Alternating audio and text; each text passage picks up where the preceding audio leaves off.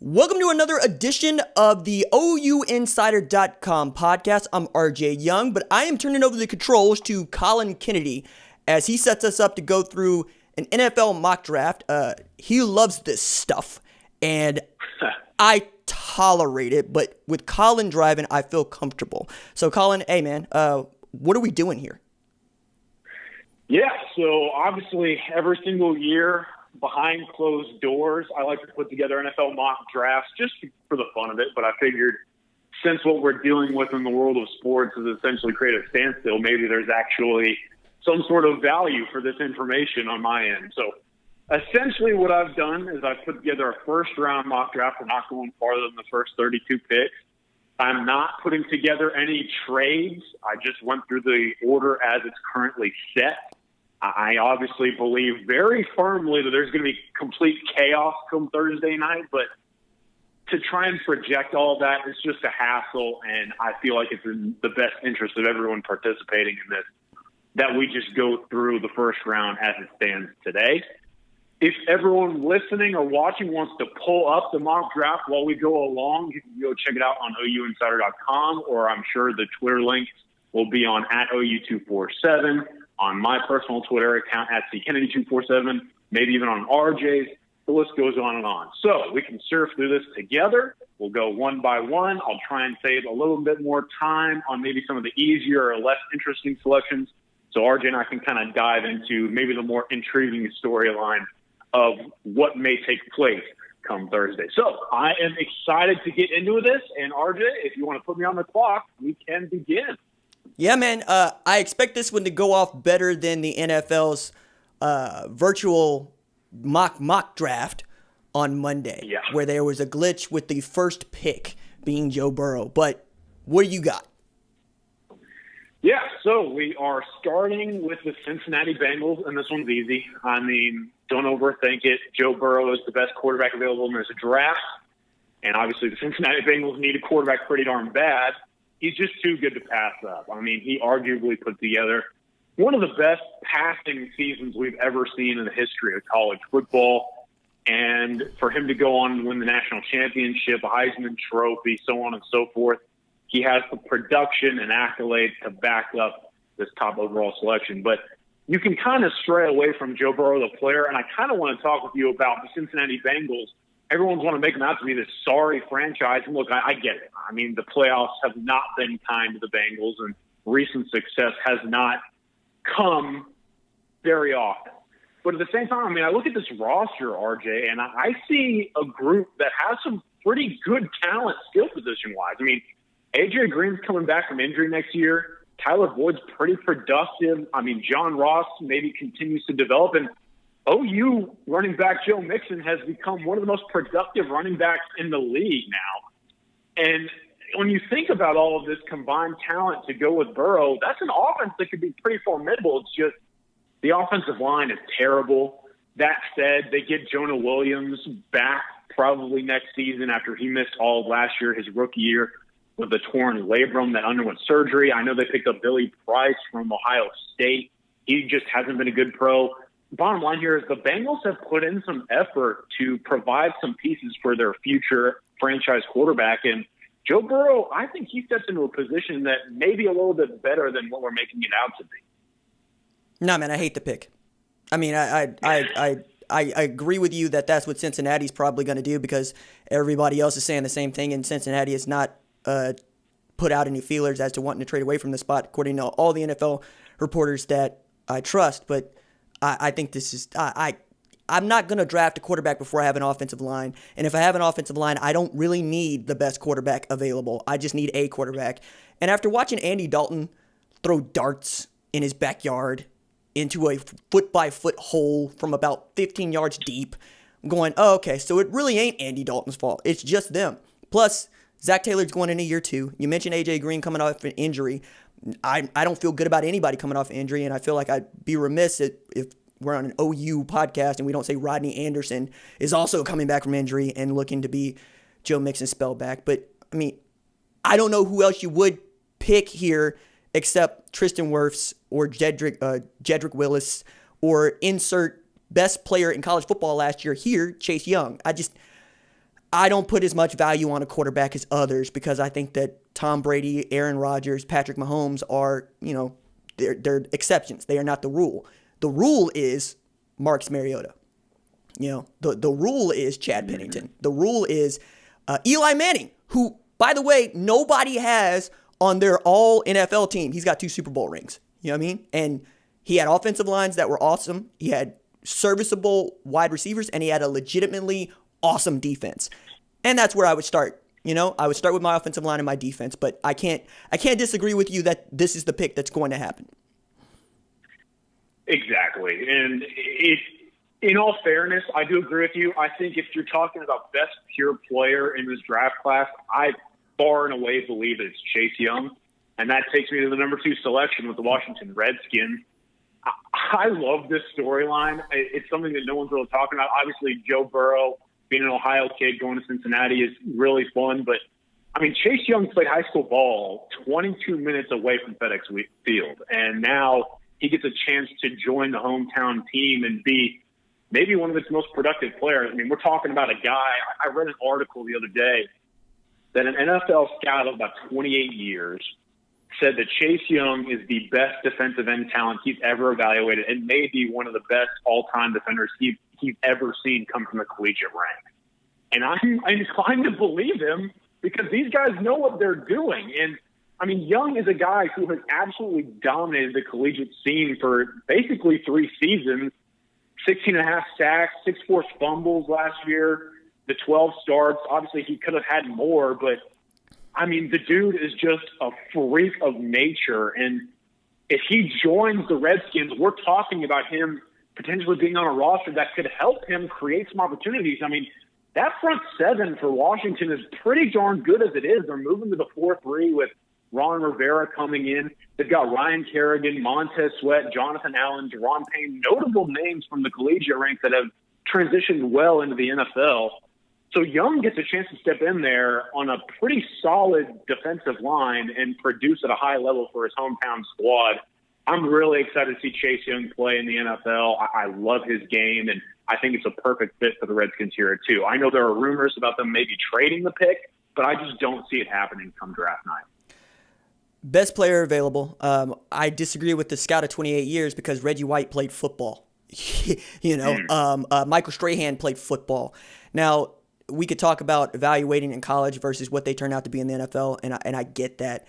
But, these are the same guys that told us that Mike Mamula was going to be a player, and I just it's a crapshoot. It gets back into my conceit about the NFL draft. You're going to hit as often as you don't, which is another way of saying a nutless monkey could do your job, okay? Like if we're throwing darts at the board and you're going to pick between the best player available and the next best player available, which maybe is, depending on how you want to dice this up, cornerback and Jeff Okduah, or perhaps even Tua Tagovailoa. But I'm with you in that the storyline of him going back home also fits with Dwayne Haskins. Both guys also played at Ohio State. And you could see how Washington feels like it's been a who's who of college players going all the way back to Trent Williams, who wants to be traded. But it's been that way for a reason. And it ain't because the head coaches have been particularly bad. It's also Bruce Allen and, by the way, Daniel Snyder. So I don't know if one player is good enough to get you back into contention to even make the playoffs. But if there is one, it would have to be Chase Young. Agreed 100%. And Ron Rivera coming in, he's inheriting this defense. If there's anything he prioritizes more than disruption, you're going to have to convince me of it. And no one epitomizes disruption more than Chase Young. So you mentioned the player that's next up for me at number 3, the Detroit Lions, making this selection. Again, we're not projecting any trades because it's a mess, but I know that this pick is also up for grabs. I just think either way, if the Detroit Lions want to fill the gap left by Darius Slay, Jeff Okduah is the pick. Now, it's interesting because a lot of people at the beginning of this draft process, RJ, said that not only was Jeff Okduah the clear-cut number 1 cornerback available, but he might have been, in their eyes, the best defensive player in the draft. Then we get this close to draft night, and suddenly people are saying he may not be a top 2, 3, 4 corner in the class. I don't buy that one bit. I've just seen Okduah play. I know of his reputation from South Grand Prairie. The dude is a next-level athlete and baller. He turns it on when the lights turn on, and I just think he's the kind of cornerback that can really solidify one side of the field. I mean, we're talking about a dude that's 6'1" with great long arms. I believe he's around 200 pounds. Maybe he provides some versatility, and you can slide him in as a safety spot as well. I just think Detroit losing Darius Slay, all the rumors swirling in that locker room, and maybe the angst that's felt toward Matt Patricia, you got to bring in a new face on that defense and someone that can help right away. And to me, that is Okduah here at number 3. No. I say best player available, and I'm teasing Jeff Okduah. He's one of the 3 best defensive backs in the country because he was a Paycom Jim Thorpe Award finalist, right? But that also puts Jerry R. Reed on that list. And the winner, Grant Delpit, right? And we have lots of Ohio State stands that want to tell us that Jeff Okduah was the best player. I'm going, okay, show me how many picks, all right? Show me how many pass deflections. Show me why people were throwing away from him.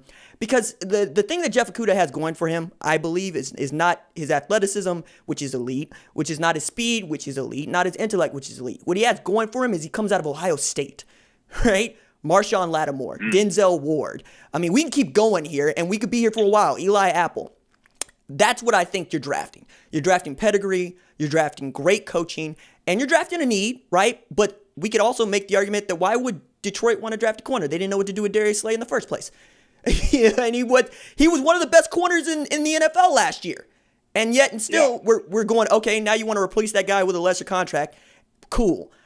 I get it. It's a need you're going to pick, but trade out of it if you can. If you can't, I'm going to try to shore up my offensive line and my defensive line before I go and get perhaps a true corner. Now, if I got a guy that can play 3 positions, I got a slot corner, yeah.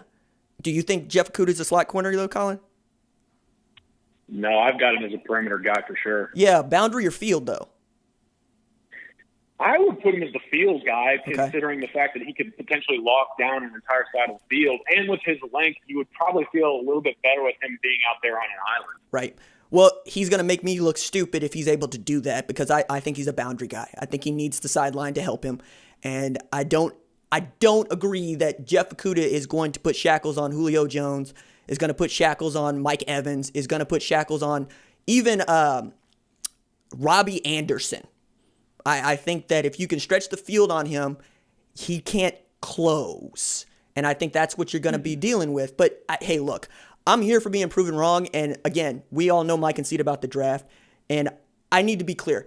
I'm not dunking on Collin, who I think is going to be right. I'm dunking on this draft process. Anyway, go ahead, Collin. No, I agree. I think maybe one of the reasons why I also say the field is because he has not only the length, and maybe I feel a little bit better about a 6'1" corner going up and contesting the ball when he has all that space to adjust. But you typically perceive your boundary corner as maybe your primary shutdown guy because that's typically where the ball's going. I think Okduah, while he is the draft's best cornerback, maybe he takes a little bit of time to develop, and I think safety help on the field side may help him do that. Let me add in there, he's also the only corner, like true corner, that made the finalist list. The other 2 are safeties. Exactly. And I appreciate the fact that you brought up some of that Jim Thorpe analysis on your end, and I was really intrigued for that from you. Now, you also brought up something that really helps me justify this next pick, and it's something we have to talk about. You mentioned that you draft Jeff Okduah not because he may be a 6'1" corner, he has elite athleticism, but you're betting on the coaching. You're betting on the big name of Ohio State. Right. That, for me, is why you go here at number 4 with the New York Giants, and Jedrick Wills is the first offensive tackle taken in a loaded tackle class. Look, if there were more time for pre-draft evaluation, I firmly believe that Tristan Wirfs would be the guy here. Because there are very few players, in my opinion, that have the feet of Wirfs. And I'll get into that later. But right now, when you're Joe Judge and you're stepping into a situation that you cannot mess up in the face of New York media, you got to bet on your relationships here, especially when you have not had that time to put in before your first selection as a head coach. Joe Judge obviously has a strong relationship with a one Nick Saban. And if you're going to bank on your relationships because of the coronavirus shutdown, if you get on the phone call with Nick, I promise you he's going to give rave reviews about this guy. Now, the big thing with Jedrick is doesn't he want to get his guy drafted? I'm just going to throw that out there. Okay. All right. Yeah, he wants to get his guy drafted, but I also feel like we know Saban's a bit of an honest individual. And he's going to not only want his guy to be drafted, but he's going to want his coaching tree, if you will, to succeed. And so given the stance that the stakes are so high for Judge, I think there's going to be maybe a little bit more honesty on Saban's side, if that makes sense. And that's where I also want to feed into maybe your challenge side. I think the knock on Jedrick is that he's primary played right tackle for basically his entire collegiate and most of his high school career. But I also feel like right tackles are very, very important these days. And we're talking about a player that allowed, get this, one sack in 970 pass pro reps. I'm going to say that again because that is absolutely bonkers. In nearly 1,000 pass protection situations, he allowed one sack. That blows my mind, especially when you're talking about the quote-unquote vaunted SEC defenses that he faced week in and week out.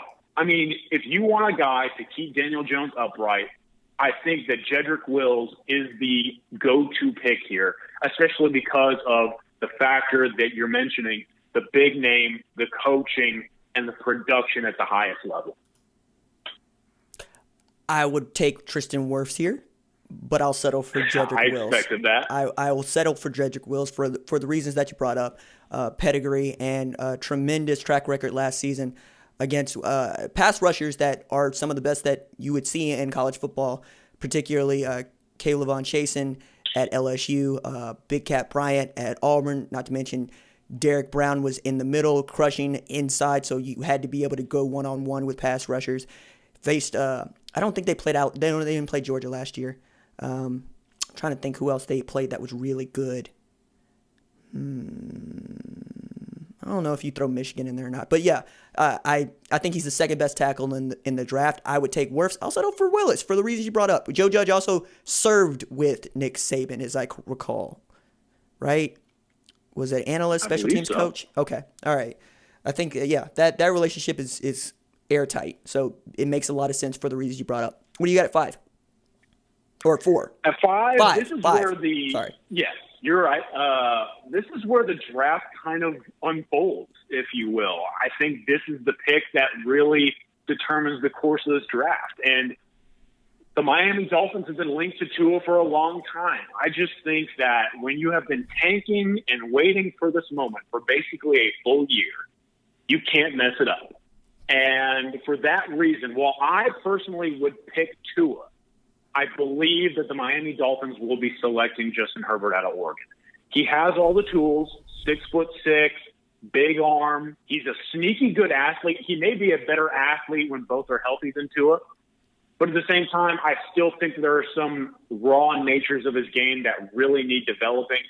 That said, I don't think the Dolphins are rushing to immediate success anytime soon. So grooming a guy with the natural tools you look for in an NFL starter may be intriguing and attractive.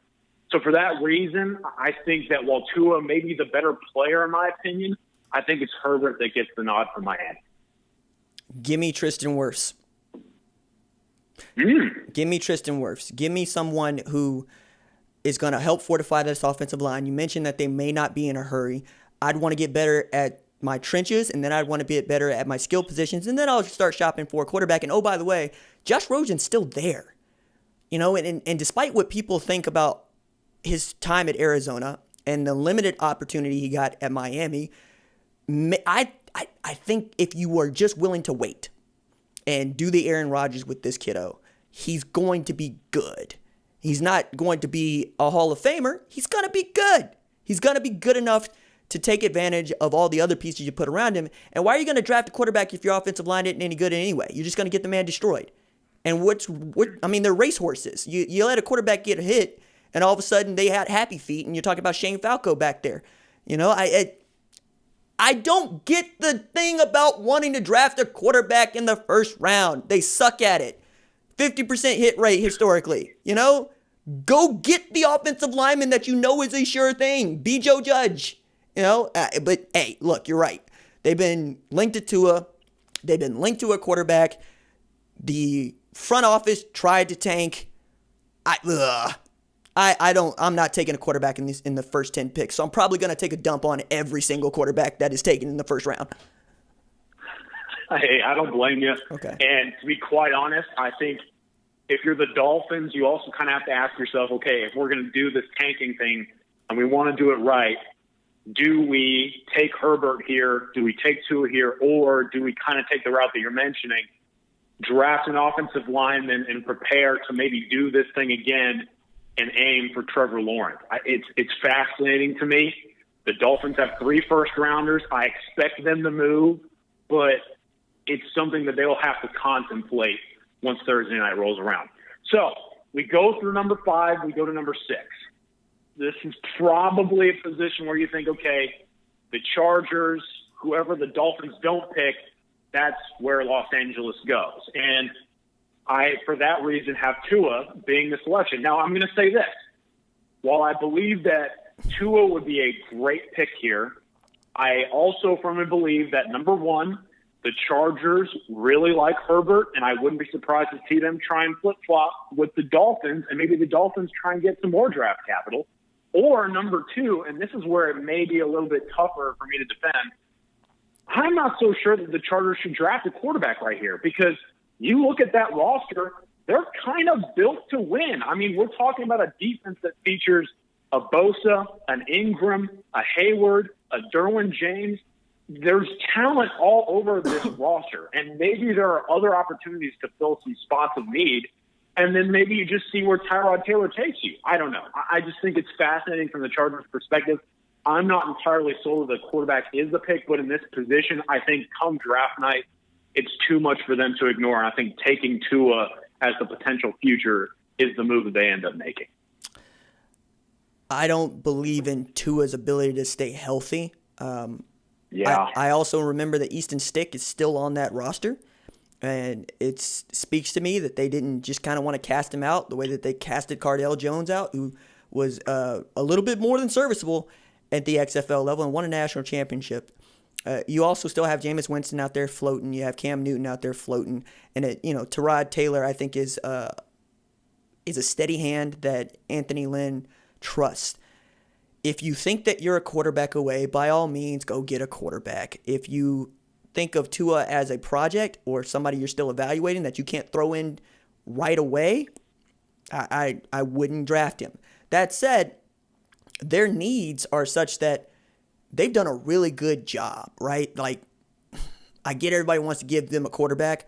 I give them a wide receiver. I'd also give them another safety. Somebody to actually help them lock up center field the way that Derwin James can just take away everything else. Perhaps you want to look at, I hesitate to say Xavier McKinney because I like him so much and I don't want to see anybody get there except Dallas. Maybe Grant Delpit.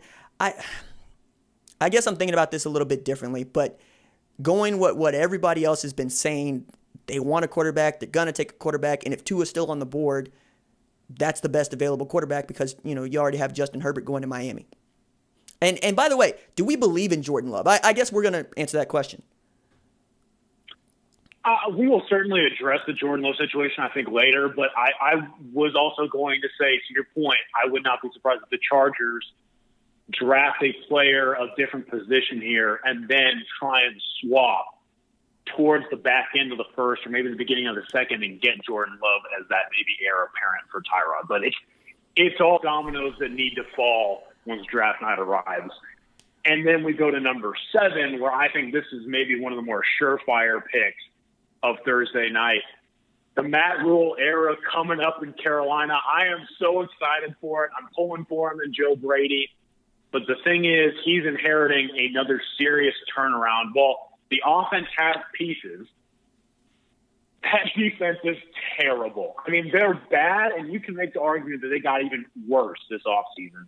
And so for that reason, getting a guy who can play all over the field in Isaiah Simmons is so intriguing and needs to happen. I think Isaiah Simmons may be one of, if not my personally favorite player in this draft class. Every time I watch this guy, he is just must-see TV no matter what he's doing or what he's asked to do. And I think when you think of the Panthers, run defense was terrible. The defensive backs are not ready to go. This guy in Simmons, while he may not be able to help on the perimeter too much, I firmly believe that we're talking about a guy who at 6'4", 240 pounds, running a 4.3 940-yard dash, can either A, take away your running back in the run game, B, match up with your tight end in the passing game, or C, spy/pass rush your mobile quarterback. Taking away a weapon like that from an offense in today's game is so crucial, and for that reason, I think Carolina has to go after Simmons. I don't think you're going to see the best version of him until Carolina drastically improves defensively, but until that time, Simmons is the ideal cornerstone to build on. Draft Luke Kuechly's replacement. Mm-hmm. And if Isaiah Simmons can play in the middle for you, I mean, Buck is a word winner, even as I think he's a positionless player for the reasons you brought up. But, I mean, I'd make him my Mike. I'd make him my Will. If I think I have a Mike, I want him in the second level because I want him to be able to take away the slot and the tight end. And I don't necessarily want to use that player at the safety position because I can get a safety to do that. I only have one Isaiah Simmons. I can't disagree with the pick. All right, that takes me to a pick I'm sure you'll be agreeing with as we get to the number 8 Arizona Cardinals. And if this board plays out the way that it does, Cliff Kingsbury should be smiling from ear to ear because he gets his pick of either one of the best offensive tackles in the draft class or a premier defensive talent. Because of the way that the quarterbacks have been taken so early, there's a lot of raw, natural position-filling talent that they can pick from. But for this reason, I have to go with the guy that most fits that offense on the front. I'm going with Tristan Wirfs. I think, as I mentioned earlier, Wirfs is one of the few offensive tackles in this draft class that has the natural athleticism and feet to play on an island at the left tackle spot. He is one of the few freshmen to ever start at Iowa, which is an offensive line factory, and there's a reason for it. He's so good in one-on-one situations. The thing is, the knock on him is maybe he has a little bit of trouble with some balance. He can overset, and sometimes he ends up on the ground.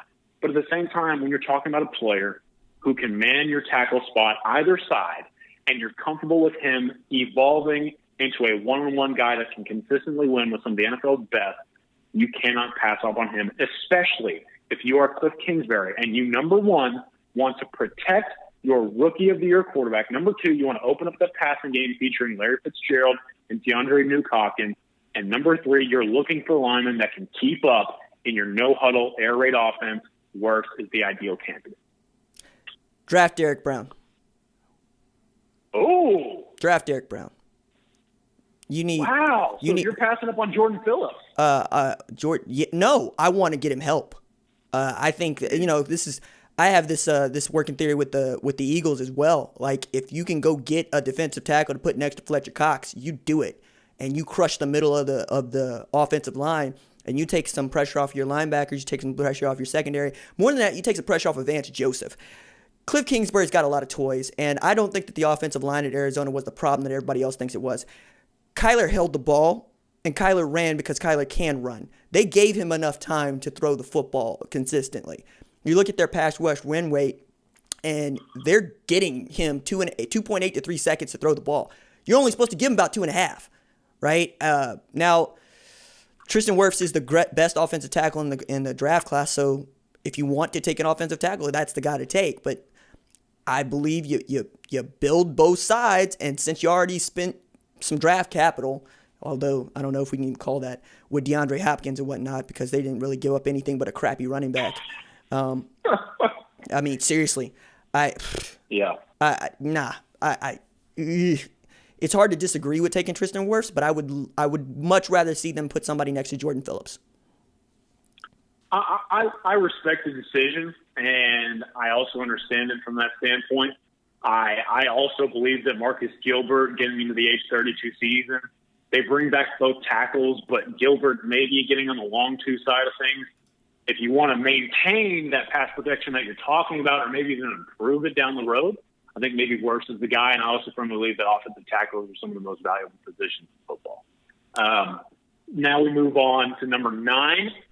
I think this is where you're going to be maybe agreeing with me here, but I've been wrong before. Derek Brown to Jacksonville, the defensive tackle out of Auburn. This is the guy who is big, he's strong, he's physical, great frame, 6'5", 326. He wants to bulldoze through you. I think maybe the question for me is the athleticism and the motor.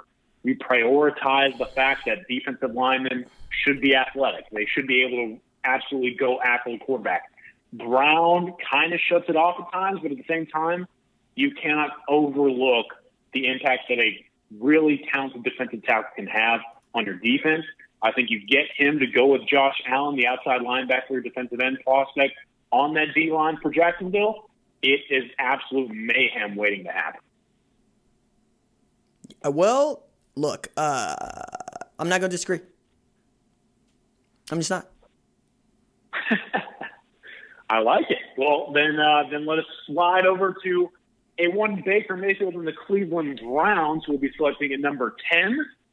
I firmly believe that obviously the Browns have a roster that failed to meet expectations because of all the skill position talent that they have, but you win and lose games in the line of scrimmage. And for me, Mekhi Becton out of Louisville, the offensive tackle, is someone who can help you reach those expectations. Cleveland made the right move in picking up Jack Conklin from Tennessee this offseason, but Conklin is a right tackle. You want to protect that blind side. And Becton at 6'7", 364 with a long wingspan and honestly freakish athleticism for that size, I think he has the highest ceiling of any offensive tackle in the draft class. And I think it'd be very intriguing to watch him develop because he's consistently gotten better as his career goes on. I think Cleveland picking Becton at 10 is the right move. I hesitate because Mekhi Becton doesn't necessarily have a track record of being disciplined, to put it mildly. But you can't argue with the talent. There's some people that have him as OT1. There's some people that have him OT2. I think that having somebody opposite Jack Conklin to help Baker Mayfield and to give them just I wanted to see them get rid of the dude from West Georgia for some time, and this helps that. So I'm going to go with, Mekhi Becton if he's still there. Absolutely good pick. All righty. Hey, 1 sack and 3 quarterback hits in 2019, a notable stat for Becton. All right, let's talk about this. I know we may disagree on this one, but I'm ready to get after it. The New York Jets at number 11 have a decision to make. They got to keep Sam Darnold upright, but they also have to find a way to get him some playmakers. And for me, because of the way things are playing out with Wills, Wirfs, and Becton gone in this mock draft, the New York Jets need to get an alpha male on that offense. And to me, very few players in this class epitomize an alpha male more than CeeDee Lamb. The Oklahoma Sooner, first one coming out of the Crimson Cream off the board. I think New York, losing Robbie Anderson is a big deal. I think CeeDee Lamb can help balance that receiving core because there are some maybe deep threats there. There are some underneath guys, but there is no go-to target. And Sam Darnold, I'm not personally a huge fan of his game. I think you need to find someone who can bail him out. And Lamb, after the catch, can do almost anything imaginable. And so if Darnold's in trouble, he can dump the ball off to Lamb and just watch magic happen. I have CeeDee Lamb here at number 11, but I'm sure I'll be contested. Sure. I mean, they're the best tackles that you want are gone, right? Because we have them all being drafted. And it's really about what your need is. If you think that there's a tackle that you have a high enough grade on to go get, then by all means go get a tackle or go get a guard, right? I mean, Donovan Jackson out of Ohio State's still going to be around. But, I mean, you need a wideout. You need a guy that can take the top off the defense, and you need a guy that can make stuff happen in traffic, and CD fits that. I mean, the only other guys to perhaps pursue are Jerry Jeudy, T. Higgins, and Henry Ruggs, though Henry Ruggs fits into that Robbie Anderson mold of I can just fly. So if you just wanted to have that guy on your team, then Ruggs would be the pick. But I think a wide receiver is not an unsafe pick here. I like it. And I would also add that, maybe we're overlooking the fact that the Jets have signed 2 or 3 offensive linemen in the past, including like Connor McGovern. So for that reason, that indicates to me that they're going to explore wide receiver options. All right, let's run through a couple of those receivers that you mentioned. I've got back-to-back Alabama products going here at number 12 and number 13. We'll talk about them as a whole. Number 12, the Las Vegas Raiders and Mr. John Gruden. The groomers are swirling with this time about who he's going to draft. I just think that if Jerry Jeudy's available, you go get him. He is a sure-handed guy. I love his agility. I think he can stop on a dime. He's just someone you feel comfortable throwing the ball to. And they have to figure out, number one, who that quarterback's going to be in the future, and number two, who's going to help out Josh Jacobs offensively from a playmaking standpoint. So for me, I've got Jeudy here at number 12, and I honestly would not be surprised to see the Raiders go wide receiver again in the second round, or if they want to trade back up into the first. And then number 13, the San Francisco 49ers. Now, I've got Ruggs going here right after Jeudy. I think these three are obviously the top 3 prospects at the position, and I think Ruggs really fits the 49ers offense because I know that Shanahan loves those deep targets. I know that he sees offensive innovation, and I think maybe he sees the potential of like a Tyreek Hill in his offensive schematics. You can't pass up a guy like that. And I think also Ruggs is more than just a deep ball guy. He's really good in the short to intermediate, like the slant routes. He exceeds expectations. And so for these reasons, I see the top 3 wide receiver prospects going back to back to back, specifically these 2 Alabama prospects, because they really fit what both teams are looking for at this point. I'm not going to disagree. I mean, Simmons is gone. You could take a Patrick Queen here. You could take a Kayvon Chasen here for the Raiders. The Niners, I really think about their end-around game and what they did with Deebo Samuel when we're talking about Henry Ruggs. But these are difficult to talk about because, one, the Niners are looking to trade, or so we think, and we're not dealing with trades in this, but they also were sniffing around CeeDee Lamb earlier last week. So it makes sense. Yeah, it makes sense. I'll go with those. All righty. Well, let's move on to number 14 and 15. This is where it kind of gets a little interesting as well, although I think both of these picks fit. Number 14, Tampa Bay gets Andrew Thomas out of Georgia, the offensive tackle, and I love this guy. I think he reminds me a little bit of Cody Ford because he is an absolute mauler in the run game and the pass game. Pass protection is not passive, and Thomas wants to absolutely beat you down, whoever you are. He absolutely messed up Kayvon Chasen in the game earlier this year. And I think he is on track to do the same. He can play right tackle. He can play left tackle. He has earned all SEC honors, American recognition at either position. He also, to me, could maybe play like a right guard. I just think that if you're the Buccaneers, you got to keep Tom Brady upright, and it would also help open up the run game because Thomas is a very capable run blocker. And so he's the pick here at number 14 for me to Tampa Bay. And then number 15, I fully expect the Broncos to be aggressive trade-wise come draft night, but in the event that they don't move, I think addressing the cornerback situation is very important. Chris Harris gone. They need to add some youth to the defensive backfield. I don't know that T.J. Henderson from a tackling standpoint is what you look for, but from a coverage standpoint, what you saw in 2018 as a true sophomore, the dude just locked people down. He was asked to be on an island a ton for the Florida Gators, a defensive tradition type program. And so I think Vic Fangio sees a guy like Henderson, who some believe is the number 1 corner in this class, and he takes him in a heartbeat. If you can get to him, then get to him. You mentioned Chris Harris that needed to replace Chris Harris. I look at a safety that might be able to play multiple positions. Trayvon Diggs might be there, and you might think something better about him than you do C.J. Henderson based on how he played in 2019 and being hurt. But if he's there, and you think he can play more than 1 corner spot, cool, absolutely.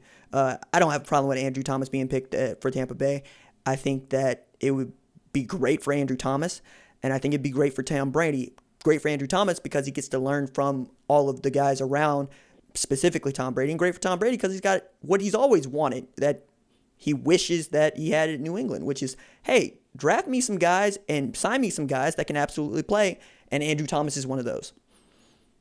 Yeah, I mean, that Buccaneer receiver core looks really intriguing, and Thomas only allowed 5 sacks in 3 collegiate seasons. A really good prospect. Maybe one of the safer bets in the offensive tackle class. All right, let's go to 16, 17, and 18.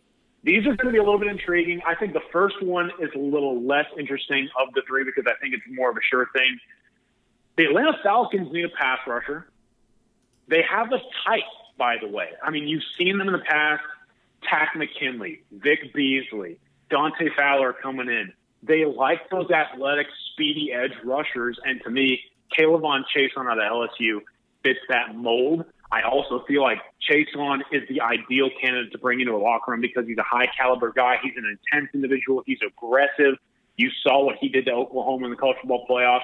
He is just such a good individual player, and a lot of people respect him in that LSU program. I think if you're Atlanta, you jump on the opportunity to get it. Number 17, obviously, RJ, this is where you and I got to stand up. The Dallas Cowboys, our squad, making the pick here. I may get a little bit of slack for this, but I feel like I got to justify it here because Javon Kinlaw of South Carolina, the defensive tackle, is the move that should be made, and here's why. I understand that Dallas brings in Gerald McCoy, GK, and Zentari Poe. The thing we're not talking about is while they're both defensive tackles like Javon Kinlaw, both played for Carolina a season ago, and Carolina was awful. I mean terrible in the run defensive game. For those reasons, I don't think we're talking enough about the fact that defensive tackle spot sure needs to be shored up. And youth could certainly be welcomed here. For that reason, I think Kinlaw is a great get. He has a huge frame. He's athletic.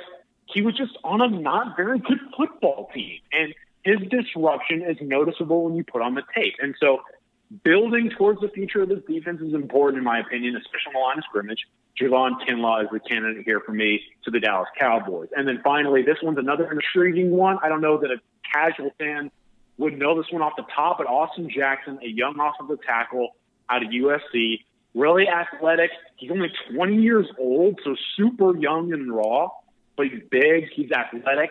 And get this, while some people would say, okay, he maybe had some ups and downs last year, he donated bone marrow to his sister in the offseason, and that limited some of his training and development. And so factoring that in, this guy's only scratching the surface of what he can become. And so that's why I have Miami picking him here at number 18 to help that offensive line out that we talked about earlier. So those are the 3 picks, 16, 17, and 18.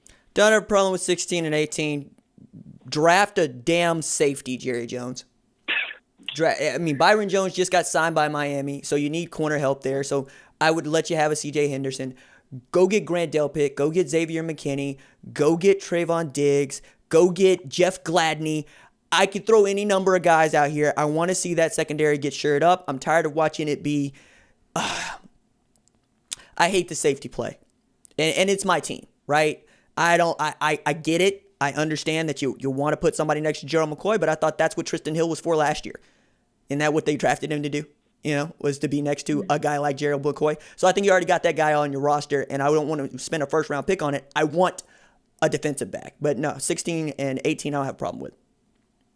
All righty, let's go to 19, 20, and 21, starting with the Vegas Raiders. Yet again, I think Mayock loves his length. He loves his competitive nature type players, and he likes players with a good amount of speed. And to me, that is describing A.J. Terrell, the cornerback out of Clemson. This guy obviously struggled in the national title game, but, come on. When you're facing LSU and that receiver core, who's really going to look that good? I think Terrell, being that big, that fast, that athletic, he is a very intriguing prospect for Mayock to pick up. And they have Trayvon Mullen, another Clemson corner, so there's some history there. I think it's a very intriguing pick. And then you go to number 20, a guy that you've mentioned a couple of times, Trayvon Diggs, a obvious relative of Stephon Diggs, the wide receiver now of the Buffalo Bills. I don't know that I'm personally as sold on Diggs as others are.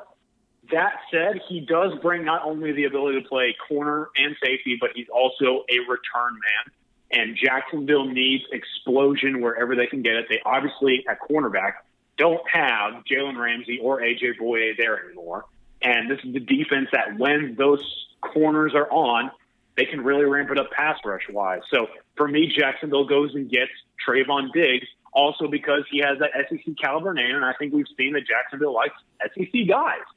And then at number 21, I got to go with the Philadelphia Eagles picking up an LSU receiver that we've talked about. This one is Justin Jefferson. He is really good for his frame at going up and getting the football. He obviously has the speed, but contested catch-wise, I think he may be a little bit underrated. And if I remember correctly, Nelson Aguilar is moving on to Philadelphia. He played a ton of snaps in the slot, over 60%, if I remember the statistic correctly. And Jefferson is that slot guy that can fill right in.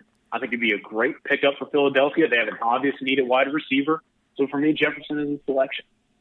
They got 3 obvious damn needs at wide receiver, quite honestly. I mean, Jeffrey ain't even healthy, and you had a Houston quarterback playing wide receiver out there to finish out the season. Look, I don't have a problem with Jefferson being drafted here. Sunned Oklahoma, and I don't have a problem with Diggs there. Obviously, you need somebody to fill that Jalen Ramsey spot. But if Mike Mayock takes another Clemson dude, and he takes a second straight wide receiver, I'm flipping a table. Because this is, what are we doing? Why do we even talk about this stuff? A.J. Terrell didn't do much last year for them. It was Higgins. But even so, you still have other guys that are available, like your man, Denzel Mims. Now I'm getting, Devin Duvernay. I mean, those are Big 12 guys, and those are the guys that are coming off the top of my head. But look, I can't disagree, because what are we really disagreeing about, except that I don't like necessarily seeing the third best wide receiver at Clemson get taken in the teens, and yet it looks like John Gruden and Mike Mayock just watched Clemson play football. And I'm going, whatever, guys, fine, sure. I see there are several obvious needs here. I think Terrell is a really good pickup. And I just feel like there's a lot to be sorted out there. And Terrell, obviously, is a really long and lengthy prospect. I think from the measurable standpoint, he's an intriguing pickup. Let's go to 22, 23, and 24. You got the Minnesota Vikings, who are picking twice in the first round, and they need a cornerback because Xavier Rhodes went from king of the hill to trash, non-existent. Garbage. He was... do we talk about enough how that guy basically evaporated after he became one of the best defensive backs in the NFL? I mean, it's staggering. Nah, man, I'd be coming off the bench going, hey, let me line up against Rhodes. I'm trying to get mine. and you weren't saying that much the year or two before. It was such a 180. And so you got to go replace that production. And in my opinion, if you need a guy on an island, I don't know that there's a cornerback in this draft class that plays as well in that position than Jalen Johnson out of Utah. Look, we all watched our own kind of set of college football teams, right? We all watched various programs a little bit more than others. One of those teams for me was Utah. I enjoyed watching their brand of football. And every time I turned on Jalen Johnson, I loved this guy. I mean, I fell in love with what he brought to the table. He's aggressive. He's energetic. He plays with a chip on his shoulder. In press man situations or just straight up one-on-one, he does not panic. And especially what I love about him is when the ball's in the air, he's someone that's going to make the big mistake and provide a bunch of free yardage. He just adjusts, and if the play isn't there, it isn't there. But the thing is, typically, it is for him. So if the Vikes need to go get that guy, I think Johnson is that dude, and I really, really love this guy as a prospect in the defensive backfield. I really do believe he's one of the best corners in the class, and I don't know that he's getting enough reputation boost because of where he played. So we're going to move from there to number 23, and this, to me, is arguably the most intriguing draft selection of the first round, because what is Bill Belichick going to do? Does he go with the quarterback here? Does he go somewhere else? For me, I have seen Bill Belichick win with Matt Castle, with Brian Hoyer, Jacoby Brissett. I mean, you name it, he's done it. And with you bringing in Stidham, I believe they brought Hoyer back. I mean, I'm inclined to believe that Belichick's going to sit here and say, I've done it before. Why can't I do it again? Why would I not go and improve my defense that I am known so well for? And for that reason, I have at number 23, Yeturgos Matos of Penn State, the elite pass rusher going here. He is explosive. His first step is incredible. I think he's so raw, only scratching the surface of what he can become. For that reason, Belichick goes with him and not maybe a Jordan Love in this scenario. Now we round out the pick that we're analyzing here with the New Orleans Saints at number 24. It's a really good football team. They're going to have a shot next season. And one of the few holes, in my opinion, on the roster is a linebacker. I think they go with kind of the local hero in Patrick Queen out of LSU. I understand a lot of people have him above Kenneth Murray. I think that because of what the Saints do defensively, Queen is a good fit on this good football team. However, I'm also a big believer that inside linebackers should be great leaders. And Queen, to me, he had the one season of elite production, but you also got to point out it's one season. And in that 1 year, I think you saw Queen become, I don't want to say cocky, but a little too exuberant for my liking. Obviously, he told me and several other reporters some eyebrow-raising remarks during media days at the Peach Bowl. I think if you draft Queen, you're getting a really good athlete and an explosive player in space, but you have to teach this kid maybe how to tone it down if you're going to represent an NFL franchise. So those are my three picks. What do you think? I don't have a problem with everybody but Queen. I mean, I like Queen for exactly the reasons. I mean, not only did he mouthed off, he backed it up. They won 63-28. They destroyed Oklahoma. And then they destroyed Clemson. I mean, and this is also a franchise that drafted Jonathan Vilma. And Jonathan Vilma does all of that. And that's that's his comp, right? His comp is Jonathan Vilma. It's a little bit more slight, but he's got just as much range. He's got just as much moxie.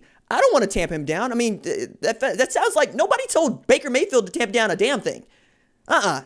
I want my linebacker to be his hair on fire, hell on wheels, saying everything to everybody. We love the boss. Nah, I disagree with that. I disagree with the characterization. And I get it, but I'm also not. Nah, that's why I'm drafting him over, say, a Kenneth Murray Jr. Because I want somebody that is going to look to take heads off at a place where they had Bountygate. All right? You know, you had Greg Williams going, hey, this is how much I'm going to pay you for putting this quarterback on the ground. You also had Jeremy Shockey out there, who, by the way, was nothing short of loud. And that's New Orleans. New Orleans is loud. New Orleans also has Drew Brees to be the dude that's even-keeled. But you're also asking Drew Brees to be Drew Brees. You're not asking him to be somebody he's not. And toning it down, I don't know. Crank it up. It's the NFL. You know, at the very least, be who you were at LSU and know that you're coming from LSU. And what were they at LSU? They were loud. They told you what they were going to do. The quarterback smoked a cigar after he stomped a mud hole in Clemson and walked it dry. You know, nobody's telling Joe Burrow to shut it down, cocky kid. Nah, this is what you want. If you're going to take that guy, that's the thing that pushes over the top for me. Yeah, I respect the take. I don't have a problem, obviously, with any players being loud or vocalizing their opinion. I would just say, again, it's very hard to claim those kind of remarks and then back it up at the NFL level. And so trash talking gets you in trouble. I don't know. Maybe that's just my side of things. But again, I like Queen and Murray because they're linebackers that aren't afraid to be vocal. And I still think that, again, no matter who you are as a player, you should be vocal. It's just choose your words carefully if you're going to play in the big-time league. I don't know. I love him, and let him be who he is. Just be careful with what you're saying. I think that goes for all of us in the public realm. All right, let's go to 25 for 27. Minnesota, Miami again for the third time, and Seattle. This is going to be a little bit intriguing.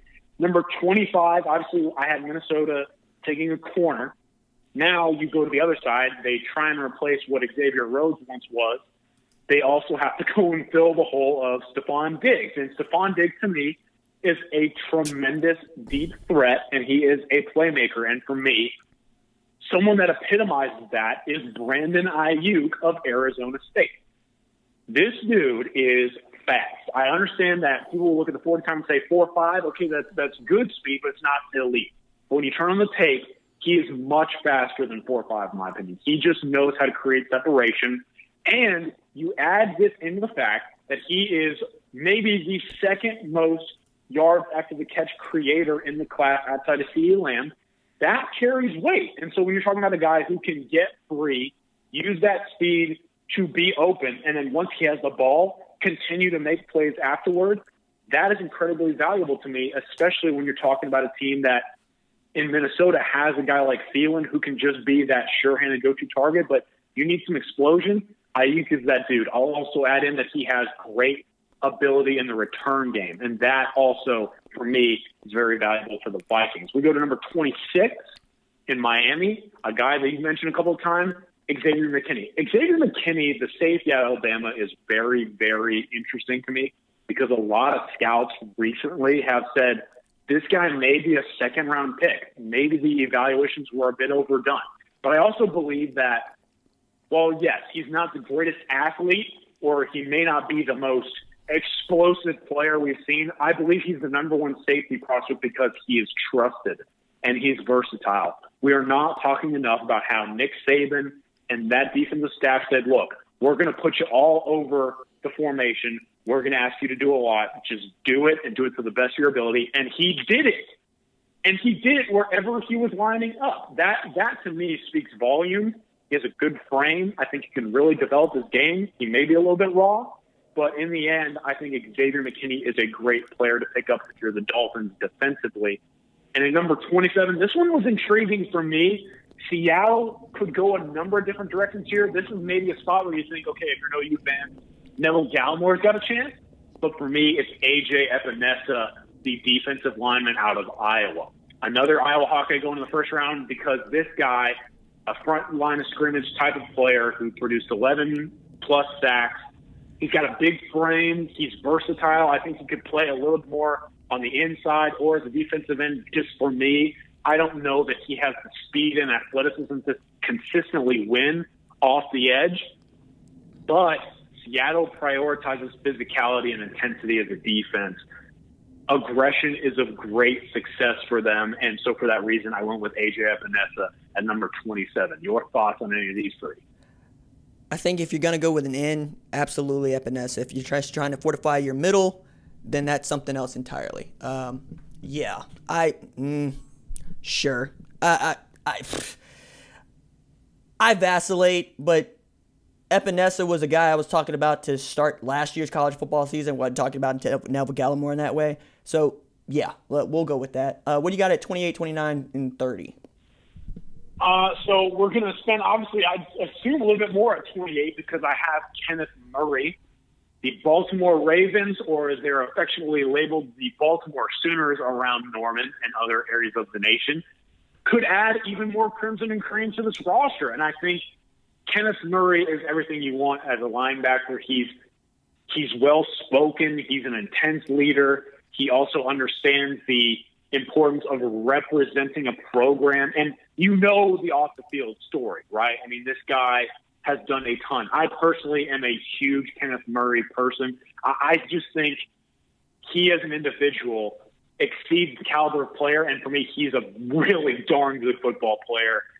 I also would love to see Ray Lewis and Kenneth Murray strike up a mentor-mentee relationship. Like, that is what football needs these days. But Baltimore is a locker room similar to the Saints that allows you to just be yourself. And K9 being the leader of that defense as a young player, just like Marquise or Lamar are as young guys offensively, I think it's a very natural fit for him, especially because Baltimore has a need at inside linebacker. And in addition to that, they love guys who can pass rush, and K9 is really good at rushing the passer from the inside linebacker position, or if you line him up on the edge. 29 and 30, I have the Titans picking Josh Jones of Houston, a former opponent of the Oklahoma Sooners. Tennessee has a basic no-name at right tackle right now with Conklin leaving. And maintaining a strong starting five on the offensive line is obviously maybe the most pivotal of any NFL franchise for the Tennessee Titans. Derrick Henry is so good, but you also want to make sure that Tannehill continues to rise. I think for me, Jones is the pick if he slides this far. I also think he has a little bit of filling out to do if he's going to play on offense, but his natural pass protection ability cannot be overlooked. Number 30, a guy that you know I really love, Denzel Mims to the Green Bay Packers. I don't know that we do this guy justice for how much of a freak of nature he is, because at 6'3" and nearly 210 pounds, he ran a 4.38 second 40-yard dash. And you see this translate on the field. This dude had nearly 30% of his total collegiate receiving yards come solely on the go route, RJ. Think about that. Almost 30% of his collegiate production came from him running straight. That is mind-blowing. And then you factor in the fact that in 2019, Roto World says that he caught a whopping 1 screen pass. That to me speaks volumes. He is someone who wins down the field consistently, and he is never asked to be just given production. People have compared him to DK Metcalf, but I was also a big DK Metcalf guy because I think raw physicality and athleticism translate with good coaching. I think that Aaron Rodgers would love to see Denzel Mims the pick at number 30. What do you think about those three? Couple nitpicks. Kenneth Murray Jr. needs to be mentoring Ray Lewis, not the other way around. One guy saved somebody's life on the side of the road. Another guy flipped on his friends and testified in a murder trial as he was charged with murder and took an obstruction of justice charge. So I don't put Ray Lewis on the pedestal that everybody else does. That's just me. Don't have a problem with Baltimore taking him there, and I'd like to see him get drafted in the first round. And as far as Denzel Mims and running 30% of his routes in a straight line, that's the knock on the Baylor offense even before Matt Rule got there, is those guys don't run more than like 2 routes. And you want to be able to show that you can do more than 1 or 2 routes. And the idea that you only caught 1 screen pass, 1, speaks to how good Chris Platt was, and 2, that they didn't trust you to catch any. Like, everybody's got a wide receiver screen in for their fastest wide receivers. It's what you do, right? You block it up, and you tell that guy to go tearing through the middle of the field.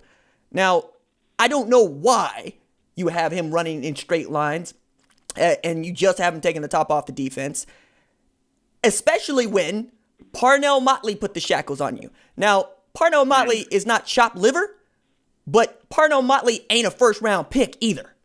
So I don't know. I contest that. I think it's a second or third round pick, and I think he is DK Metcalf. But you know what? DK Metcalf set a playoff record in the playoffs, so that's not a bad thing. I'm not going to use my pick on a wide receiver here named Denzel Mims. But those are the only 2 nitpicks that I have. I respect it, and I would quickly mention as we kind of wrap up here, I love Laviska Shenault Jr. out of Colorado. I love that guy, but from what you hear, his injury concerns and the fact that he was maybe at a smaller school, it's a strong indication that he's going to fall out of the first. Wait, Colorado's a smaller school?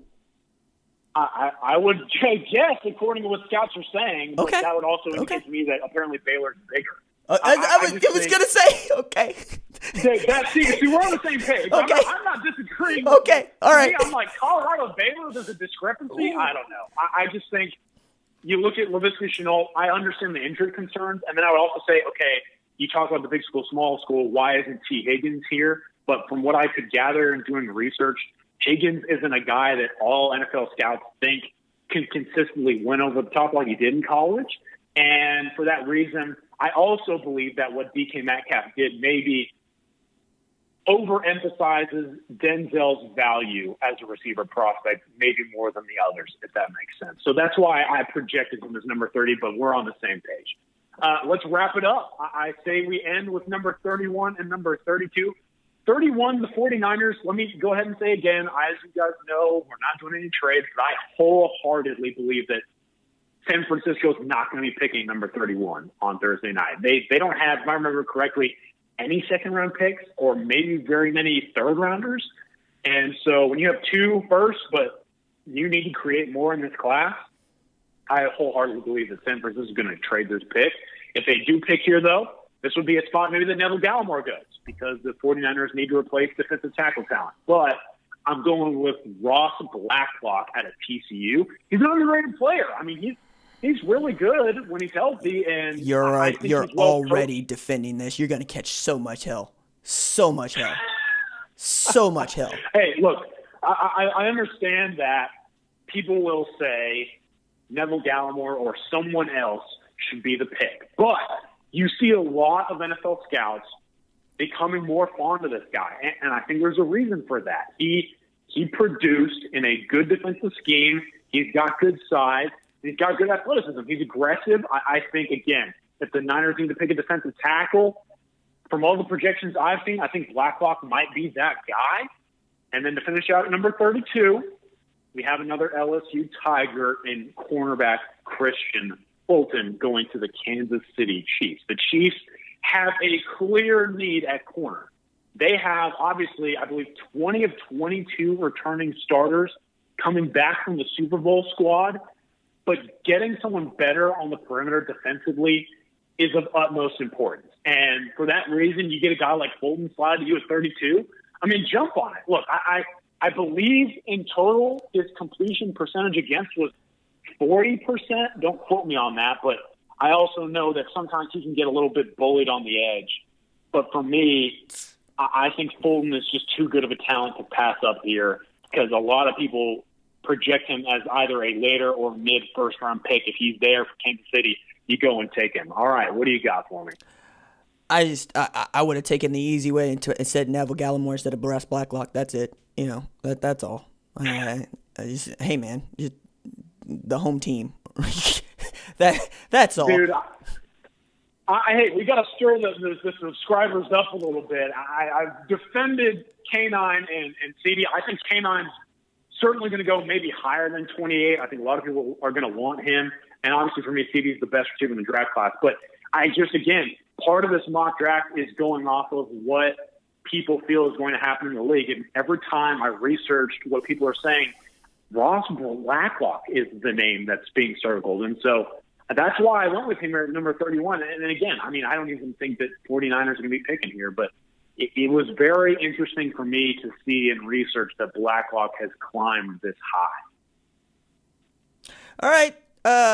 Very well done, man. And I'll send all your hate mail to Collin Kennedy, who does not want to see a defensive tackle drafted in the first round out of Oklahoma and wants Gerald McCoy to keep his streak of being the last defensive tackle drafted in the first round, the last defensive player drafted in the first round, but Kenneth Murray Jr. might break that up. Collin, man, in all seriousness, excellent work. I know how hard these things are to put together, and I know how much we like a lot of these guys coming out of college, and I wish them all well. Exactly. I mean, it's really cool to see these guys have their dreams realized come Thursday night and beyond. I'm pulling for everybody.